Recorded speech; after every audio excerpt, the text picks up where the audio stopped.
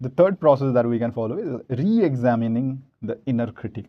আমাদের মনের ভেতরে একটা ক্রিটিক বসে আছে যে ইচ অ্যান্ড এভরি টাইম বলে যে এটা করিস না, এটা হবে না, এটা তো হতেই পারে না, এরকম এরকম এরকম এরকম। So is it for real? No, right? কেন আমাদেরকে এই যে ইনার ক্রিটিকটা আছে, that's a very good option, that's a very good thing that we are having in our mind, but সেটাকে না সবসময় বার্তা দিলে হবে না।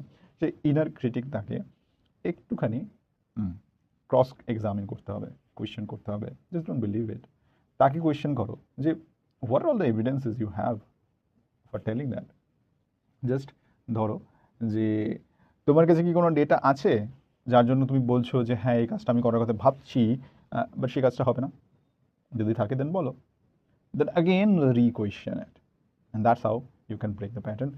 আর তারপরে নেক্সট যেটা বিষয় করতে পারো, এই কোয়েশ্চেনটার পরে থিঙ্ক অ্যাবাউট 3 সিনারিওজ যখন তুমি এর আগেও এরকম সিচুয়েশনে ফেসেছো, নতুন কাজ শুরু করেছো অ্যান্ড ইউ ডিড ইট, সেটা ফেল নয়, সেটা এক্সিকিউট হয়েছে। So just believe